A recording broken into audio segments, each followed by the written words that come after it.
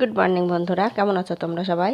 আশা করছি তোমরা সবাই খুব ভালো আছো। আমিও ভালো আছি। আমি অপর্ণা, নতুন একটা ব্লগে তোমাদের সকলকে অনেক স্বাগত। তো সকাল থেকে ব্লগটা শুরু করছি। দেখো, সকালবেলায় উঠে আমার বাইরের কাজগুলো হয়েছে আর মুখ টুক ধোয়া হয়ে গেছে, কিন্তু এখনও চাটা কিছু খাওয়া হয়নি। তো তোমাদের দাদা ভাই এখনও মুখ ধোয়নি, ও উঠলো, বাথরুমে গেল। তো এবার আমি চা করতে যাব। আর এই বিছানা কাঁথাগুলো এখানে তুলে রেখে গেছে, তো আমি এসে ঘরটা ঝাড় দিলাম। তো ওগুলো সাইজ করব পরে, এখন অতটা টাইম হবে না, দেখি কি করা যায় না যায়, তোমাদের সঙ্গে শেয়ার করব। তো আশা করছি ভালো লাগবে। তো চলো যাই এখন রান্নাঘরে। আর প্রথমে তো গরম জল দিয়ে শুরু হয় আমার দিনটা, তো চলো যাওয়া যাক। আর সকাল থেকেই রোদের চেহারা অন্যরকম শুরু হয়ে গেছে, একদম প্রচণ্ড রোদ, মনে হচ্ছে যেন সকাল 7টাতে মনে হচ্ছে। তো চলো যাই রান্নাঘরে। আর এখন এই দেখো, সিঁড়ির নিচ দিয়ে আমি যাই, এই দিক দিয়ে একটা গেট করা আছে, তো এখান দিয়েই যাওয়া হয়। তো এখন গরম জল বসাবো, তো তার জন্য দেখো পাত্রটা নিয়ে নিয়েছি, তো গরম জলটা বসিয়ে নিই।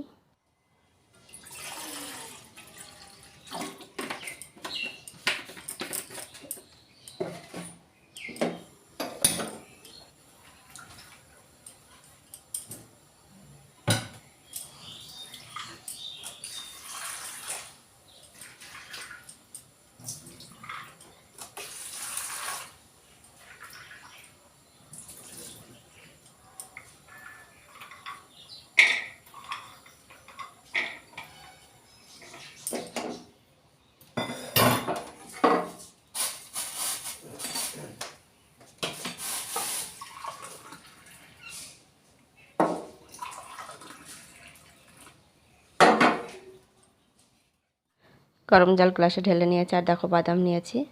আর এখন মুড়ি ঢেলে নেবো, তোমাদের দাদা ভাইয়ের আর আমার দুজনের। আর আমার ছেলে তো প্রাইভেট পড়তে চলে গেছে সকালবেলায়, ওর তো প্রত্যেক দিনই পড়া থাকে, সপ্তাহে একদিন ছুটি থাকে, রবিবার। তো সকালে চা বিস্কিট খেয়ে যায়, ওর আর মুড়ি খাবার টাইম হয় না।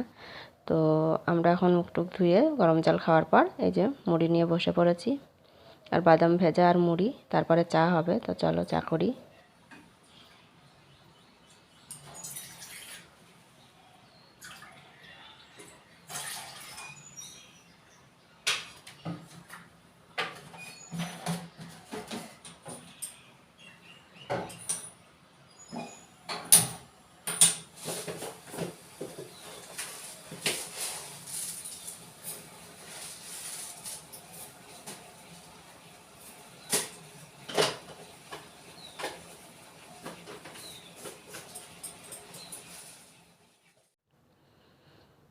তো আমার চা এখানে ফুটে গেছে, চা পাতা দিয়ে দিলাম। আর এই চা পাতাটার কালারটা একটু হালকাই হয়, গ্রিন টির মতো, অতটা গাঢ় হয় না। তো খেতে কিন্তু খারাপ না, ভালোই। তো দেখো 2 কাপ চা করে নিয়েছি। আর চা আমি এখন ঢেলেও নিয়েছি চায়ের কাপে। আর মুড়ি তো খাওয়া হয়ে গেছে, আর এখন বিস্কিট নেব। তো আজকে বিস্কুট না নিতেও পারি, দেখি। বিস্কুট নেইও মনে হয়, কোটোতে দেখলাম নেই, তো শুধু চাই আজকে খেতে হবে।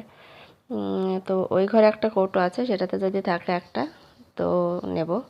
তো দেখা যাক আমার ছেলে খেয়ে নিয়েছে কিনা। তো না, এই দেখো 2টো বিস্কিট ছিল, তো তোমাদের দাদাভাই নিল না, আমি খেলাম। তো চলো চাটা খেয়ে নিই, তারপর আবার রান্না বান্না জোগাড় আছে, কি করব না করব। আজকে তো এঁচড় করব ভাবছি, এঁচড় আছে। এঁচড় আমি নিয়ে এসেছিলাম বাপের বাড়ির গাছের কাঁঠাল, এর আগে ওখানে রান্না করেছিলাম। তো আর 2টো আমি নিয়ে এসেছি। তো এই দেখো লাল শাক, আর এখানে চিংড়ি নেওয়া হয়ে গেছে, এঁচড় কাটা হয়ে গেছে। তো রান্না হবে এঁচড়, চিংড়ি আর লাল শাক ভাজা। আজকে আর বেশি কিছু করব না, 2টোই রান্না করব, প্রচণ্ড গরম আর উনানে রান্নাটা করব। তো চলো।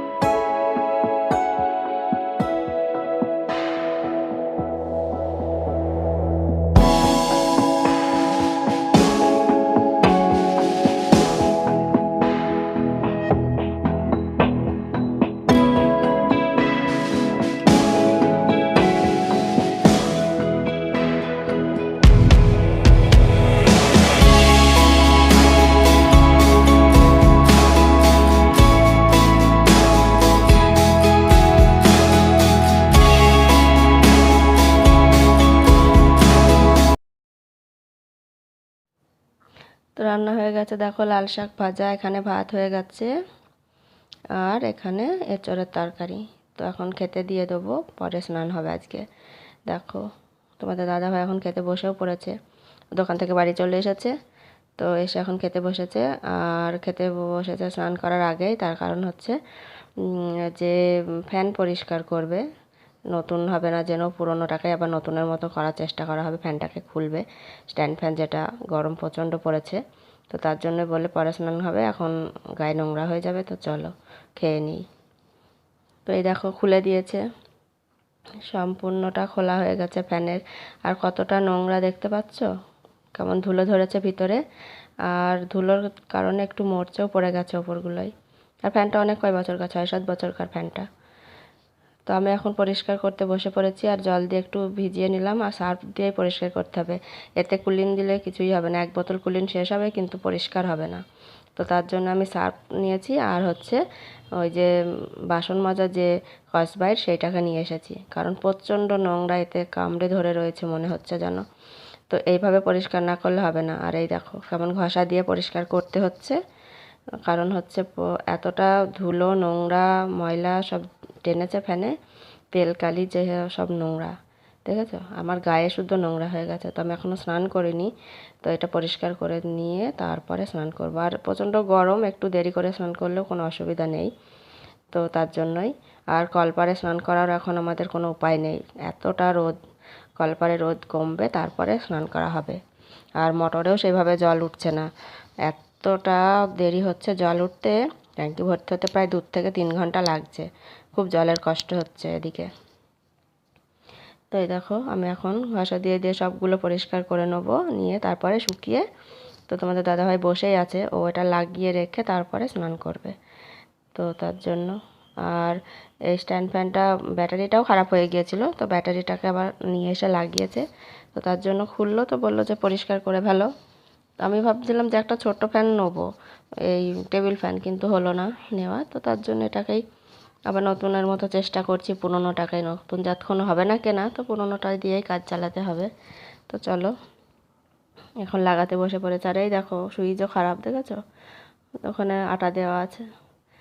আর ফ্যানটা এখন লাগাচ্ছে, ব্যাটারিটা লাগানো হয়ে গেছে। তো লাগিয়েছিল উল্টো, কিন্তু ফ্যানের আবার কি ব্যাপার জানো তো, ওই যে যেটা লাগাচ্ছে ওটা হচ্ছে ফ্যানটা যেহেতু ডান পাকে ঘুরবে, তো এটাকে উল্টো পাকে লাগাতে হবে। তো একবার খুলে পড়ে গেল, এই দেখো ঘুরিয়ে দেখছে। তো চলো লাগানো হয়ে গেছে। আর এত গরম, তো আমাদের গাছে ডাব বিক্রি করা হয়েছিল কটা, তো আর যেগুলো নেয়নি সেগুলো আমি কেটে ফ্রিজে রেখে দিয়েছিলাম জল। তো সেই জলগুলোই এখন বার করে খাওয়া হবে। 1 বোতল আগের দিন খাওয়া হয়ে গেছে, আর এই 1 বোতল ছিল। তো ছোট ছোট বলে নেয়নি সেগুলো, তো আমি সেগুলো কেটে গ্লাসে করে করে ঢেলে নিয়ে এখন খাবো। আর এর সঙ্গে ভিডিওটা শেষ করলাম, দেখা হবে পরের ভিডিওতে। সবাই খুব ভালো থেকো, সুস্থ থেকো, টাটা।